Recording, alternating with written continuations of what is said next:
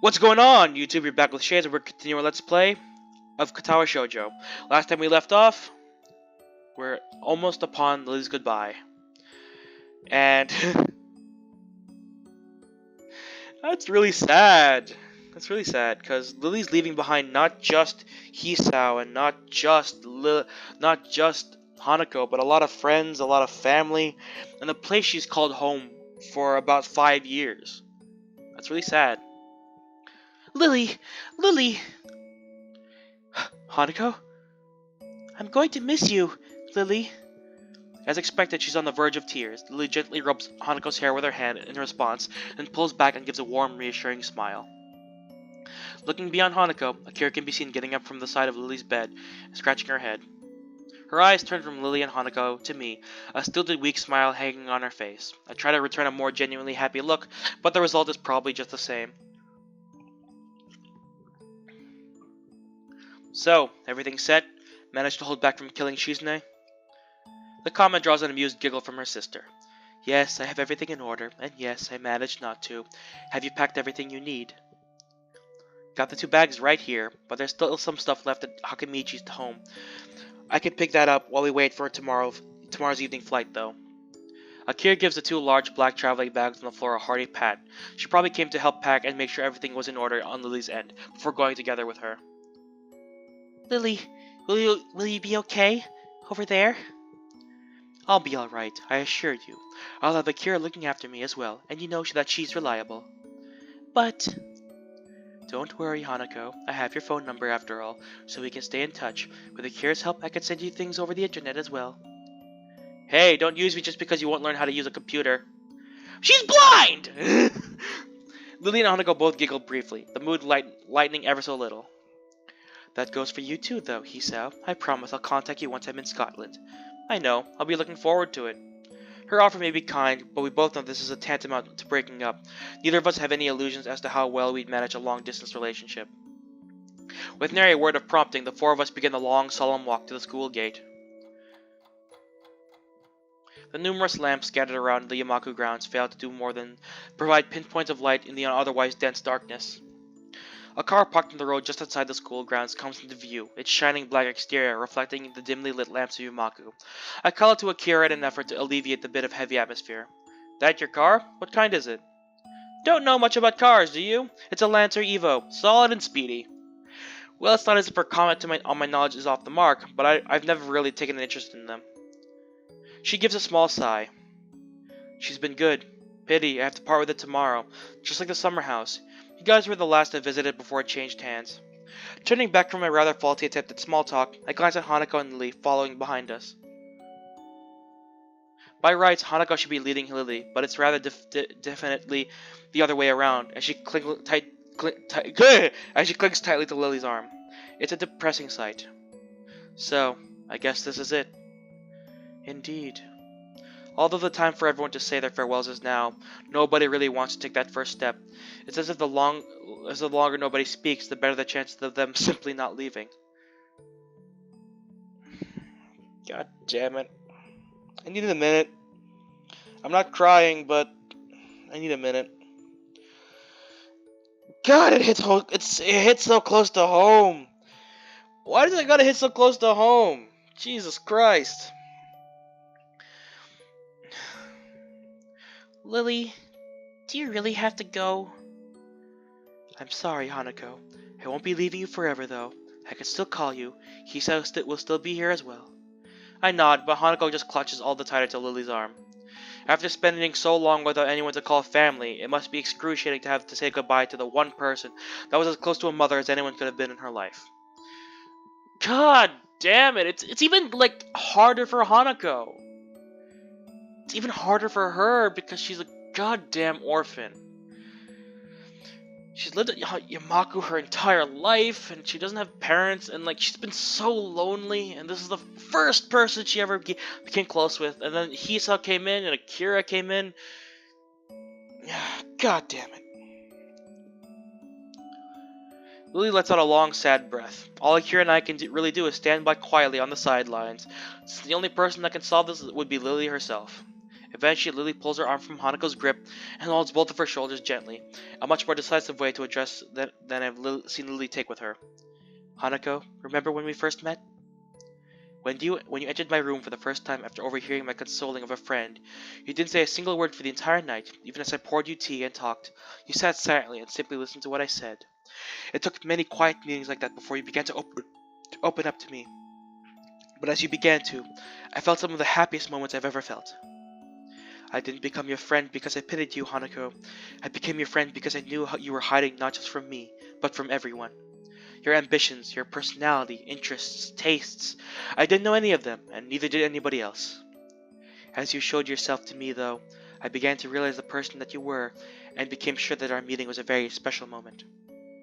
But Lily cuts her words short as she brings her hands to Hanako's head, and brushes her bangs to the side, gently pressing her lips to Hanako's forehead. As she pulls her head back, leaving Hanako all but speechless and her eyes moist, Lily beams a wide smile.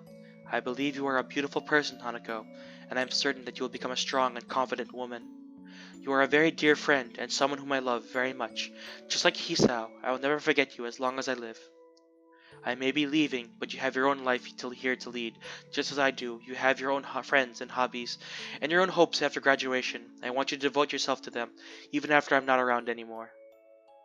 That's why I think you will be okay, because you are your own self, with your own life.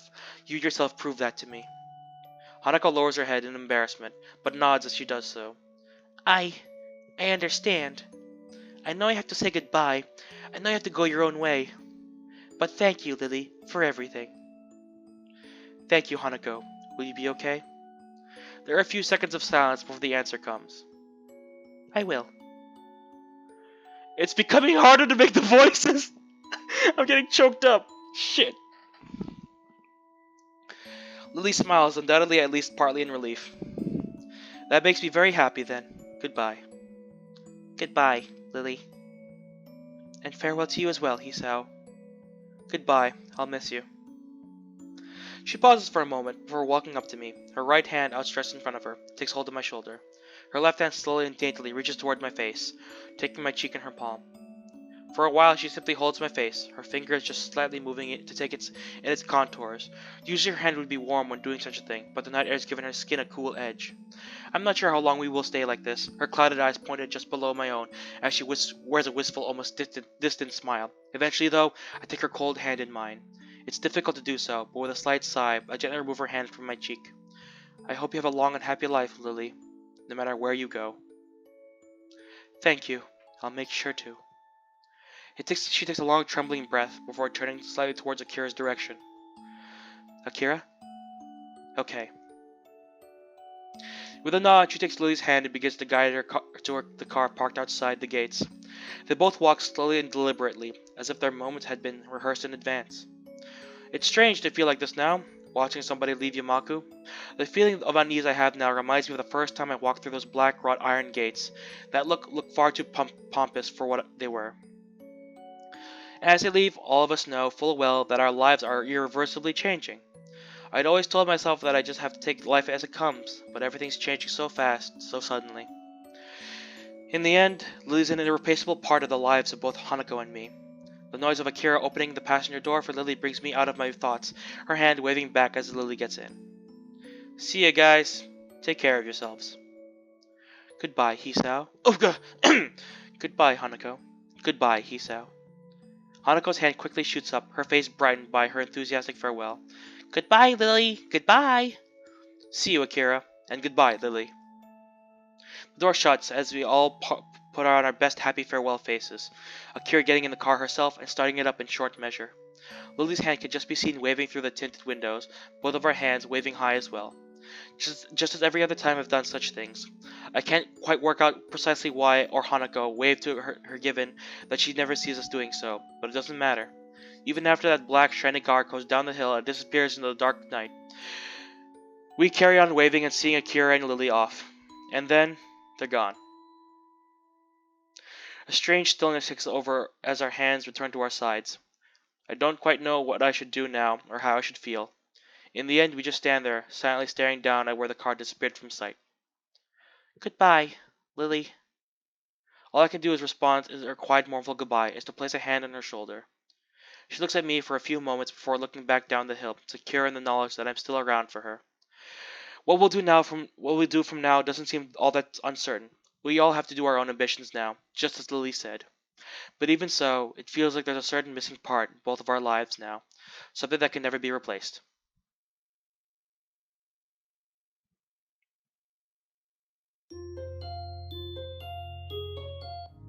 Oh god, I skipped it! Shit! Uh, whatever. I'm sad now. Thanks, game. Not gonna lie though, that legitimately got to me. Goodbyes are very hard. Goodbyes are scary.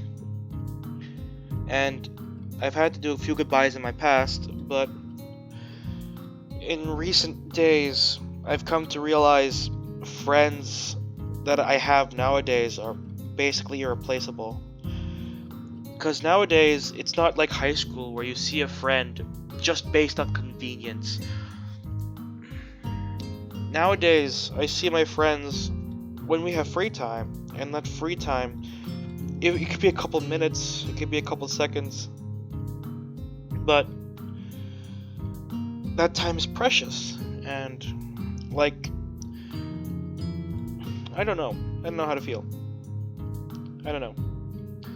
Goodbyes are hard, and whenever I see something in a game like this, when a goodbye is so goddamn permanent, it makes me sad. It makes me honestly sad. Okay, God damn it, happened! I'm crying! Jesus shit. I teared up. It wasn't that much, but god damn it. I needed a minute. The snap of my mobile phone's closing contrast with the ambient chatter and noise audible even in the hallway outside the library. It's the first day of summer holiday, a time that had perpetually seemed so far away, and now it's not only here but also painfully obvious by the students or lack thereof left in the school. Most students have returned home to spend the holidays with relatives by now, the few that are left mostly chatting between themselves, usually about what they intend to do in the coming weeks. It makes me feel like the odd one out for taking advantage of the school library being open for the first several days of the holiday. Ostensibly, it's for the students to drop off any books they've borrowed and yet have to return, and for those who will have their parents pick them up. It's helped them pass the time until they've gotten whisked away. Thanks to the recently lengthy phone call from my parents, which had so rudely wakened me from my sleeping on the beanbag at the back of the library, I'm now in the latter category. Sliding my phone back into my pocket, this time remembering to set it to silent, I go back into the quiet, holy, placid room. It's a nostalgic sight. Just as when Lily first led me to the library, the orange tint of the sunset bathes the room in its light, while Hanako sits on a beanbag silently reading, and Yuko fusses, just barely visible behind the counter. Hanako especially has been noticeably more quiet than usual since yesterday's happenings, but I can't really blame her. It wasn't just me that depended on that person after all. I quietly walked back to the beanbag near her where I sat before, being doubly careful not to make any unnecessary noise. The soft puff it gives as the beanbag takes my weight makes Hanako's eyes flick toward me, but only for a second. I get the feeling that Hanako's been quiet only partly out of sadness following Lily's departure. Rather, she seemed more thoughtful and measured than I expected, perhaps due to her desire of working out how to deal with Lily's leaving, rather than being depressed over it. It makes me a little proud of her. Hey Hanako? Yeah? Still going ahead with your idea of traveling? She gives a determined nod. I'll be starting in a day or two. Nami's decided to come with me too. Wow, quick start. Where are you two headed first? I think we're going to start by going north, then loop down and go southward. So Hokkaido's going to be first? She gives another nod, more tentatively than the last. The significance of that place is not lost on either of us. Do you know how you're going to handle the traveling expenses and accommodations? Yeah, I've worked everything out. I think it should be okay. Nami says she has her side worked out too. You know that if you need anything, you can just call, right? I gave you my number before. Any time of day is fine. She gives a smile, which in itself is a small personal victory. I know. Thanks, Hisao. Maybe Lily was right. Although I may have offered my Hanako any help I could possibly give, I feel as if I know she doesn't need it. She really has grown. Hanako's plans for her holidays are in sharp contrast to my simple following of my parents' suggestion to stay with them. Holidays had always made me feel less excited than most, though so maybe this is just a return to the status quo. Before my heart attack, I'd always lived so aimlessly that holidays weren't all that much different from my everyday life anyway. After school, I'd wander around a bit in the city, often hanging out with some friends, before making my way home to eat dinner with usually one of my parents, but rarely both. Their work schedules didn't leave much time for them to be home, and going there straight from school would have just meant I end up feeling bored, and it was an urbanite through and through. Since coming home to Yamako, though, I feel as if I fundamentally changed as a person. The phone call with my parents erased any traces of doubt that I might have held on that in any case. Well, before I had exercised a fairly normal level of independence for a teenager, that being not a whole lot, my parents were more than pleased to hear of my newfound ability to take care of myself. Laundry, cooking for myself, cleaning, in addition to the other general chores that come from living without parents around. Just little menial things I've had to pick up, but with a relative ease. When I think about it, I'd always depended on them, even if I hadn't been at home all the time. To say I never depended on anyone after moving to Yamako dormitories would be far from the truth, though. Excuse me. The two of us look up in the awkwardly fidgeting figure in front of us. Some things never change. It's getting close to closing time, so, Oh right, I'd forgotten that the library closes earlier during the holidays. Hanako and I both get up and dust ourselves off, placing our books back on the shelf behind us. The fact that our tastes in reading material have a fair amount of overlap is useful at times. With a bow to Yuko to apologize for taking so much time, Hanako takes her leave of us. See you tomorrow, Hisao. Bye. And with that, she walks out of the large wooden aging doors that herald the entrance to the library. She's quite a person, isn't she? I suppose I should be surprised at a staff member sharing personal opinions like this, but after knowing Yuko for a while, it's largely expected. Our relationship is more personal rather than one with her acting as an authority figure. Yeah, I think that's just how she is. She's got a lot more confidence in herself these days, though. I don't know her as well as you do, but I think I agree. It's nice to see her talking to people here. She never used to do that before. Hey Yuko, you know about Lily's leaving, right? She told me herself a few days ago. It must be hard, leaving everyone behind like she is. She quickly looks back at me after she says this, probably remembering that I went to her for advice on the relationship between me and Lily before. Are you going to be okay? That's a difficult question. It's something I'd rather not think about for now, though given more pressing issues. Something seems kind of off about this whole ideal, don't you think? Yuko appears to think for a while, absent-mindedly scrunching her face up in a variety of creative ways as she does so. I don't think I really know her well enough to make that kind of judgment. I'm sorry, I can't be more of help. No, it's fine. I'm just sort of thinking aloud. I give a deep sigh and scratch my head in frustration. There's just so much stuff happening at once that I have no control over. It feels like I'm being swamped. I think everyone's going through times like that. What's important is to concentrate on what you can do rather than what you can't do. At least that's how I see it. If I didn't think like that, I don't think I'd be able to manage my life as it is. She says it with a smile and a light tone, but her words are far from any kind of joke. Being pulled between two jobs as she is, just to hopefully make enough money not only to live, but also for university must be exhausting. Perhaps that's why, coming from her, this feels like it has more meaning than if it had come from most others. I guess you've got a point there. Thank you for your advice once again, Yuko. She bows deeply and smiles again before making her way back to the counter where she spends so much of her time. The tiny wings of the cardboard crane in my finger are only just visible in the dim light of my room, just a little of the moonlight being able to peek through the curtains around their edges. Oh. Why this music? I lie still in my dark bed for a long time, idly looking up at the origami bird. It feels like a lot's happened since Lily folded this, but at the same time it feels like very little has changed. Compared to everyone else, I'm back to square one. I might have a newfound idea of where I want to go in life, but it's hardly something that affects me now. Hanako changed, I know that much. If anything, she just makes me feel like I've got no excuse to be like this, considering her previous situation. Lily, though. I turned the bird in my fingers another way, looking at it from another angle. When I first met her, she seemed aloof and perhaps somewhat distant. Her actions were always careful, measured, and precise, and her carefully maintained composure always gave the appearance of unerring confidence and serenity. In time, she became less formal, just a bit, but enough. It felt good to see her lowering her inhibitions around me, and opening up, even just a little. Of her own accord, it felt as if I was seeing her real self slowly become more vibrant and visible. Now, though, I'm beginning to have doubts. Perhaps they're to be expected after what is effectively the two of us breaking up. They don't feel new or strange though, but rather like an old book being found and dusted off. Soon I realized after meeting Lily that she saw me as she did Hanako, as someone who needed help and care. At first I simply thought that we'd be fine as friends, helping each other through our limited time together in school. But then I began to treasure our moments together more and more. From our quiet walks to our talking over lunch, the good sides of her personality became ever more obvious and ever more likable. The absence caused by Lily's trip to Scotland to visit long-distance relatives and sick aunt only made me realize how much I liked being around her, and I had thought that she felt a similar way. For her, though, maybe that wasn't everything to our relationship.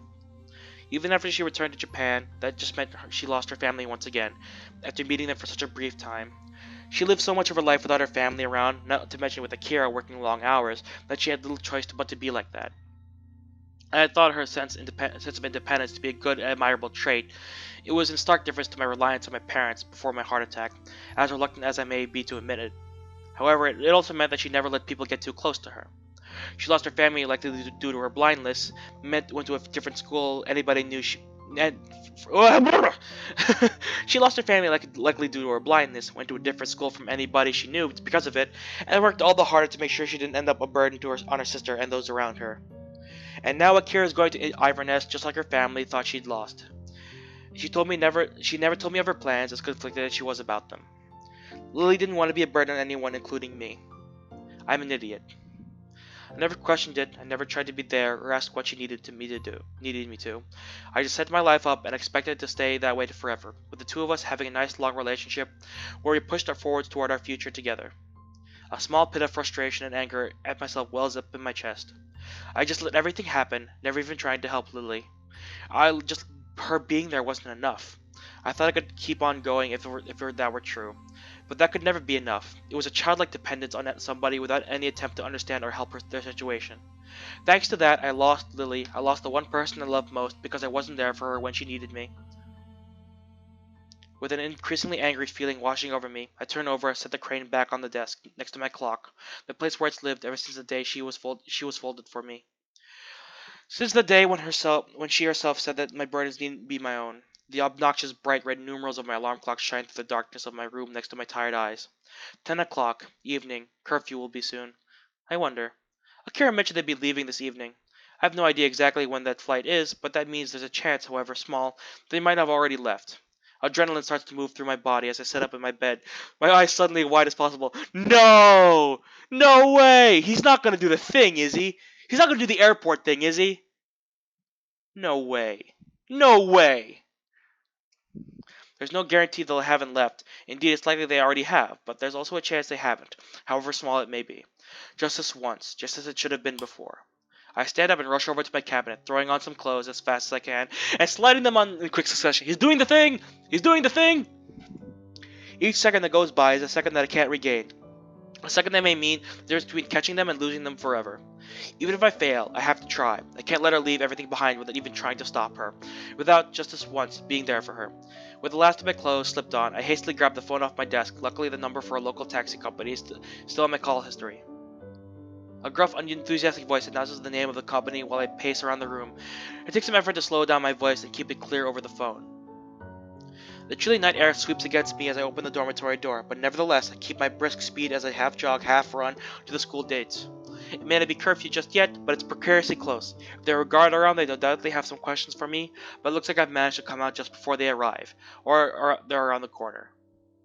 My pace picks up as I make my way through the school gardens, their nighttime allure all but lost when I begin to run to the school gate. The lamps of the courtyard dim as they are, provided just enough illumination to light the way and prevent me from tripping over. The buildings themselves take on a rustic, almost antique-looking edge when I glance at them. Looking back, it seems strange that they once appeared so dark and looming to me.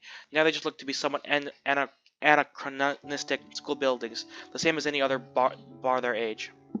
Leaving the gates behind me, I pull up to a stop just before the taxi, parked just as Akira's car had been, its gaudy and brightly lit sign looking out of place in its quiet country backdrop.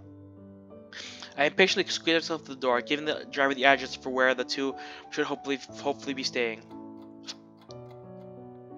By the time the taxi pulls up after its trip at maddeningly casual speeds, it's well and truly deep into the night. The house is truly enormous, its sheer size much larger than I'd expected, ominously still. Fearing the worst, I asked the driver to stay just in case my empress are for naught.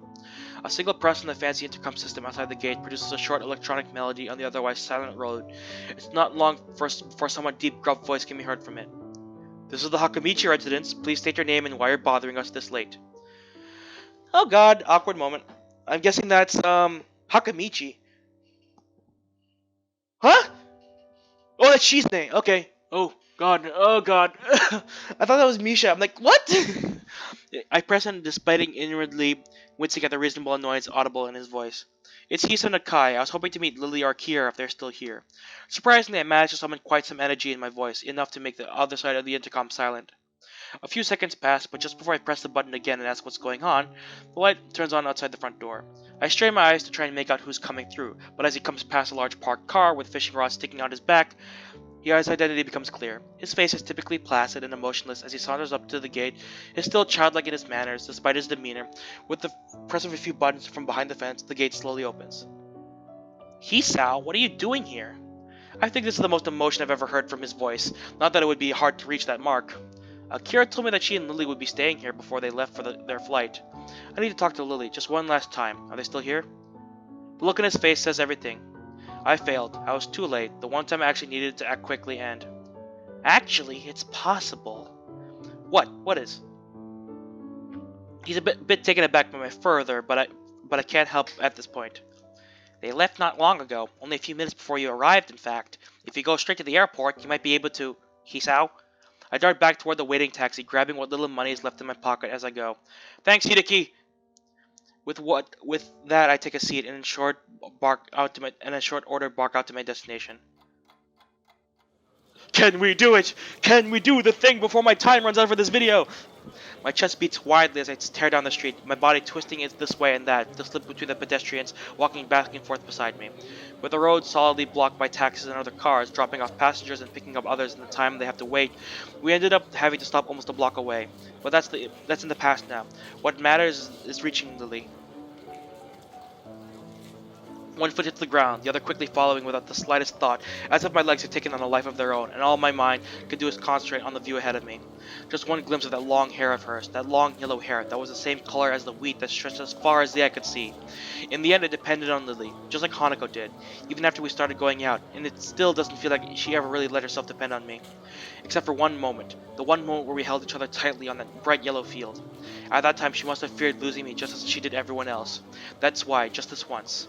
The night air wraps around me, draining every last remnant of my warmth out of my body, to the extent that it feels more like a midwinter than a midsummer night. My fingers, my hands, my feet, they all feel increasingly cold. The sound of the passing crowd is reduced to no more than a background hum, while the sound of my shoes hitting the pavement echoes loudly, every step surging toward the person I have to catch. Forced by my chest tightening in response to the cold of the night, I rest an arm over it, try to settle it down. No, no, no, no, no, no, no! Not now! I knew this was gonna happen! He's running, and he shouldn't. When the airport comes into view, though, I realize this feeling is one I felt before. Not now. Of all times for this, please not now. I take a gulp and soldier on regardless, pushing my body as far as it will go. Sweat pours off me as I hurtle forward, my shoulders hitting someone's side and my mind suddenly flooding with emotions and memories. I continue on without an apology. I have to keep moving now. If I stop, I'm not sure I could begin again. And even if I could, it would be all for naught if I'm not in time. I hit another person, and then another, offering little resistance to getting bounced about. My feet feel numb, my arms are losing all feeling, my chest forces me to hunch over awkwardly, tightening even more. That afternoon in the snow, the time when my life irreversibly changed, images of Iwanako and the damned letter flashed over and over in my mind, the first love I'd lost thanks to my condition. I can't let that happen again. I don't care what happens to me anymore. I just need to see her one last time. There! Oh god, is it gonna happen? I'm making this part a little longer! I'm doing it! I'm doing it! A sliver of yellow and white comes into view some distance down the road, her figure silhouetted by the lights emanating from the airport entrance. Lilly! Lilly! Lilly, stop, please, Lilly! Come on, Lilly, I know your hearing's far beyond Gah! My view suddenly spins out of control and ends up on the ground, my body haphazardly sprawled after hitting someone and stumbling over. Before I can assess the damage, an unbelievable pain ignites my body. All my thoughts are blanked as I curl up frantically clutch my chest. Hey, are you okay? That was a really bad fall. This pain, I can't. Ah! Ah! Any sharp knock could do me in, and any overexertion. I thought I could overcome my limits this once. Something's wrong with him. What's the matter? The voices of those gathering around me are gradually replaced by a loud ringing in my ears. By now I'm unable to move my head. My eyes turn upward to see the mute moving their lips. Even as I clutch my chest, I realize I can't feel my fingers anymore, nor my feet. It feels like my entire body is shutting down, starting from my extremities. With one last effort, I turn my head down the road toward the important airport entrance, and that's casting its light over me. Lilly is there, behind the crowd, her head tilted, only just slightly. I could feel my vision dimming as I tried to yell out, but nothing emerges from my mouth despite my best efforts. Slowly but surely, my vision begins to black out the scene before me. So, this is how it ends. I failed. I was so close. So very close, but at the very last moment, my condition seized my chance at a new life and dragged me back. Now I'm going to die, sprawled out just meters from an airport with a crowd of babbling people surrounding me, with Lily leaving for Scotland just a little distance ahead. Lily. That last word extinguishes the last of my energy, and the world falls into a deep, inescapable blackness as every muscle in my body shuts down. I'm sorry, Lily. I was too late. Perfect! It's so perfect! I have to end the part now! It's 30 minutes! Jesus Christ. Okay. I'm sorry, guys. I'm sorry I have to do this to you, but I'm gonna leave the part here. I'm not even gonna go on myself either. I have to end it now. I have to end my recording session now. I recorded my 3 parts for the next 3 weeks, so I have to end it now. What a perfect cliffhanger! Jesus Christ! I don't know. I don't know if he's gonna succeed or not. But anyway, thank you all so much for watching. I hope you enjoyed this part a lot because I think we're coming to the end of Lily's route, and I honestly got feelsy this entire recording session. And I didn't mean to. I didn't mean to at all. But anyway, thank you all so much for watching. If you liked this video, hit the like button. If you want to see more videos from me or from this series, hit that subscribe button. And you are now exiting the Shadyverse. My name's Shades, and I hope you've enjoyed your day in the shade. See you guys later.